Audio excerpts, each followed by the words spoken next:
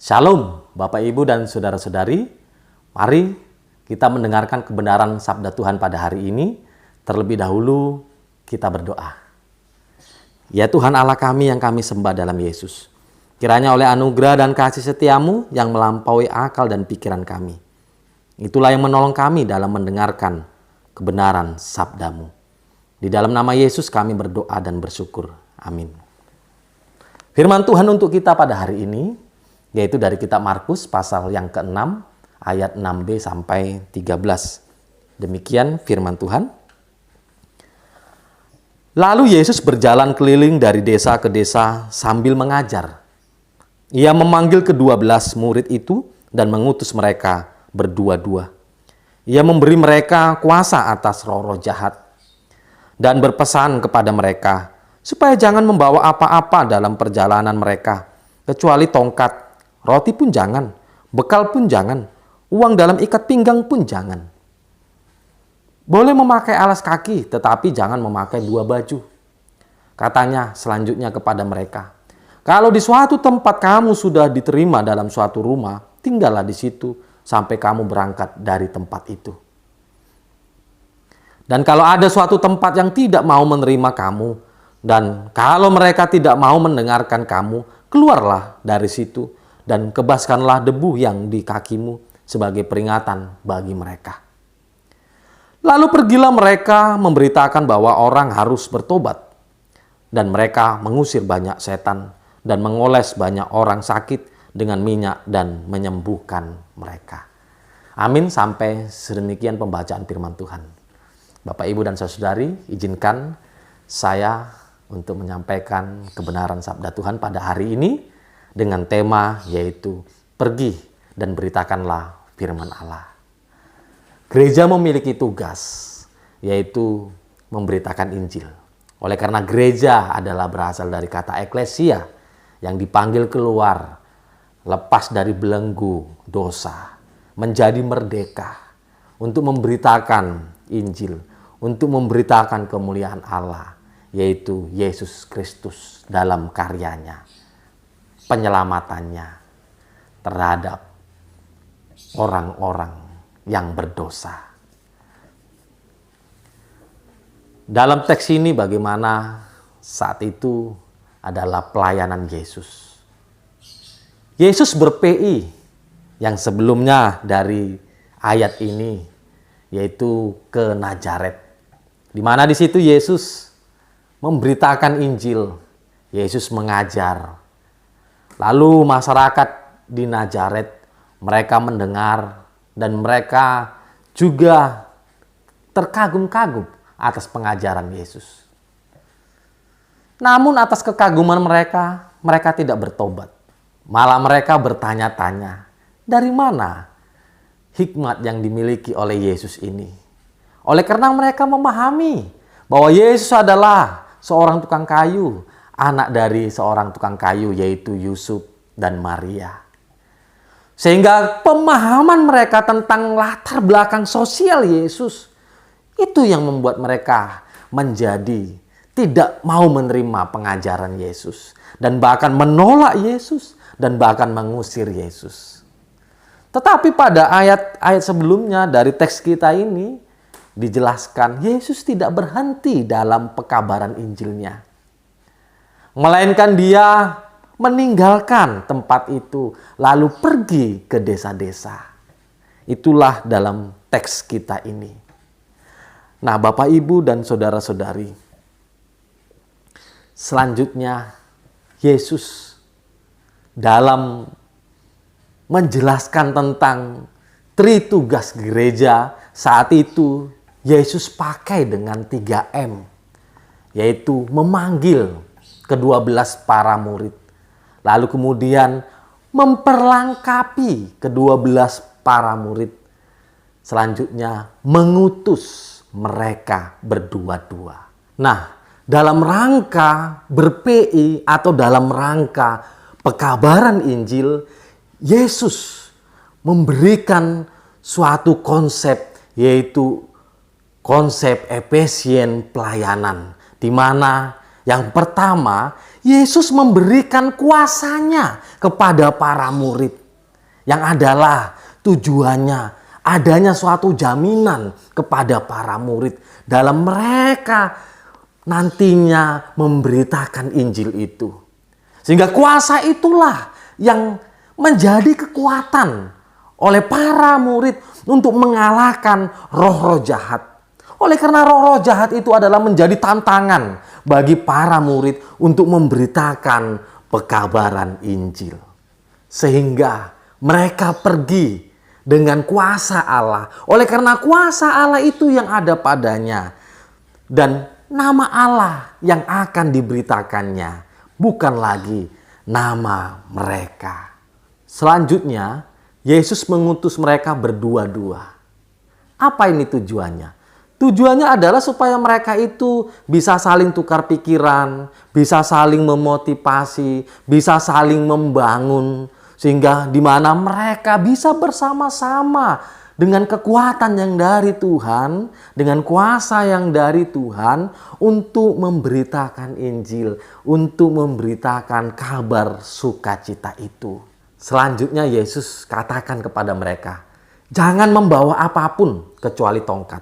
Bahkan itu bekal makanan, bahkan itu uang atau duit, atau baju dua.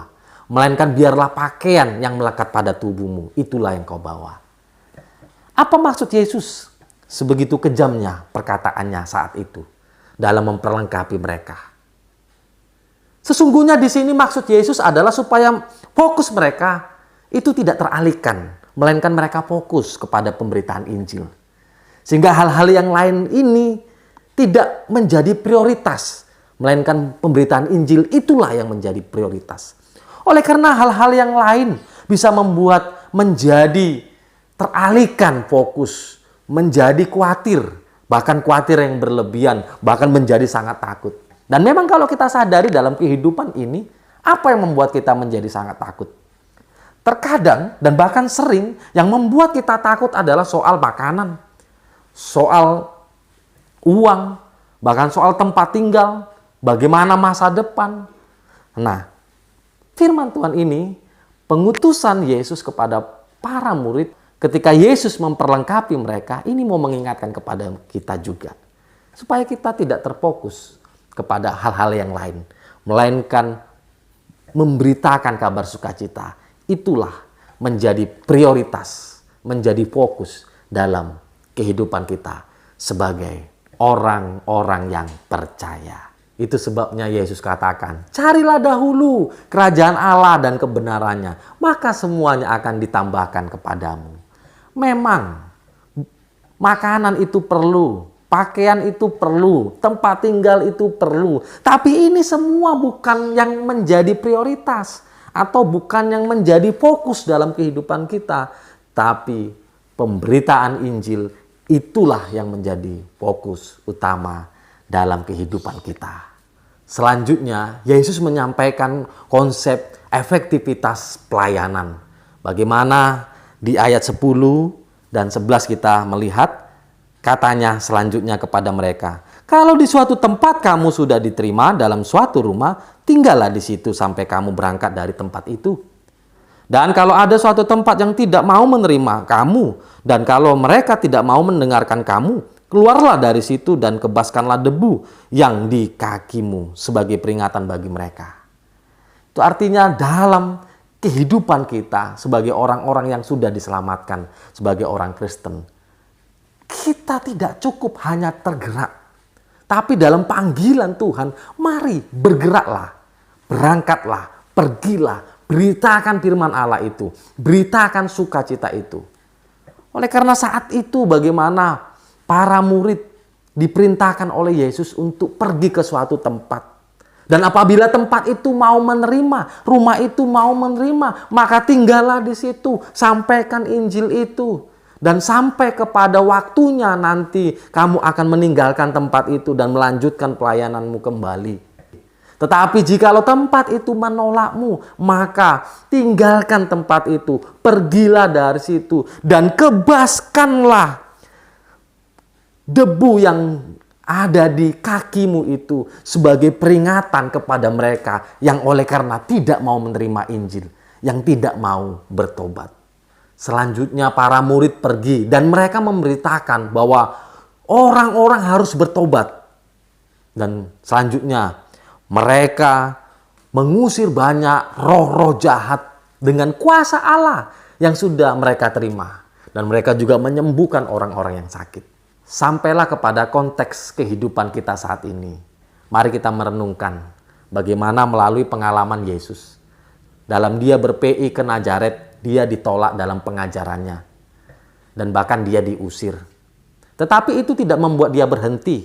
Melainkan dia pergi ke tempat yang lain. Dia ber-PI dari desa ke desa.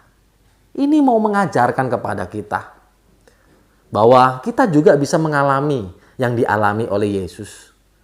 Artinya saat itu ketika Yesus ditolak oleh karena latar belakang sosialnya, kita pun demikian. Mungkin kita ditolak oleh karena fisik kita, oleh karena latar belakang sosial kita, oleh karena latar belakang ekonomi kita dan lain sebagainya. Tapi kiranya kepenolakan itu tidak membuat kita menjadi kecil hati, tidak membuat kita menjadi berhenti untuk mengabarkan kabar sukacita, mengabarkan Injil itu. Tapi marilah semakin teguh, semakin sungguh-sungguh kita memberitakan kabar Injil itu kepada semua orang. Demikian keberadaan kita, kehadiran kita dalam panggilan Allah untuk kita memberitakan kabar sukacita itu. Ingatlah, Allah yang sudah menganugerahkan kuasanya kepada kita. Dan itulah yang menjadi jaminan dalam hidup kita, yaitu Roh-Nya. Supaya kita memiliki kekuatan dan kita dimampukan dalam mengalahkan roh-roh jahat.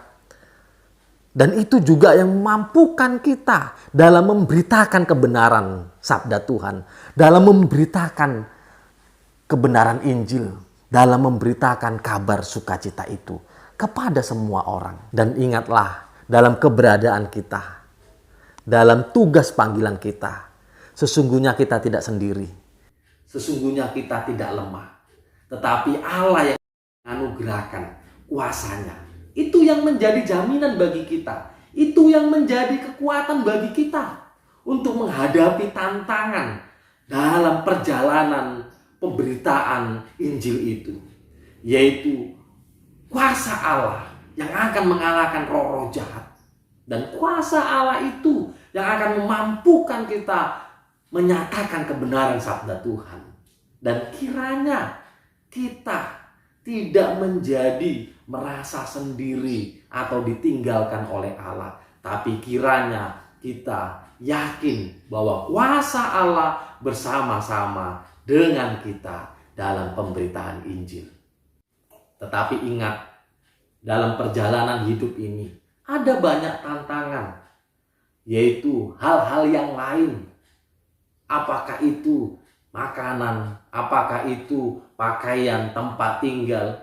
Ini sering membuat orang teralihkan fokusnya, teralihkan apa yang sesungguhnya menjadi prioritas dalam hidup.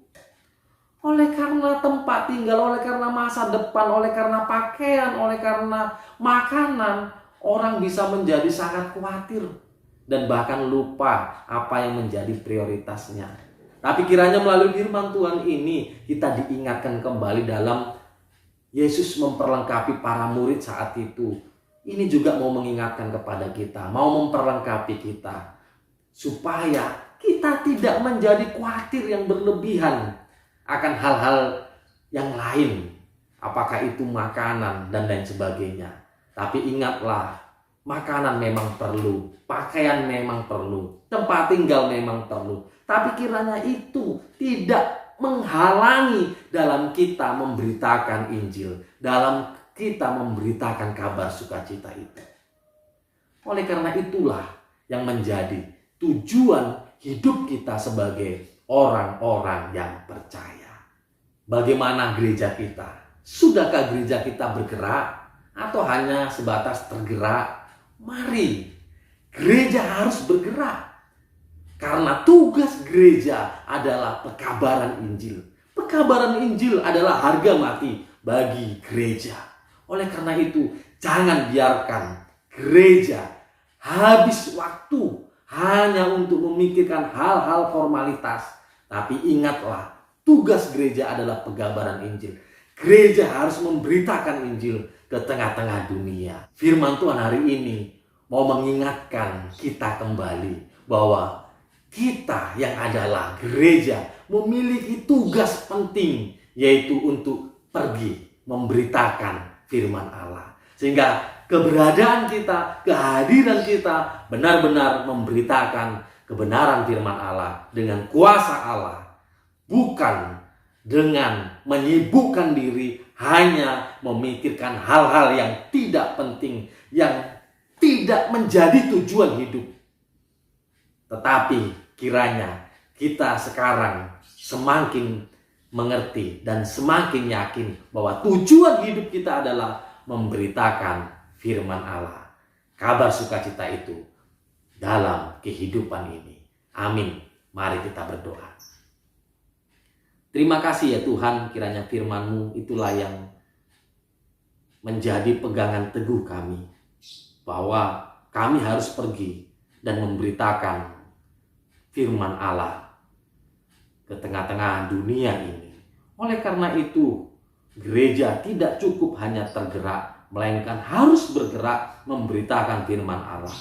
Terima kasih ya Tuhan. Di dalam nama anak-Mu Yesus kami berdoa dan bersyukur. Amin.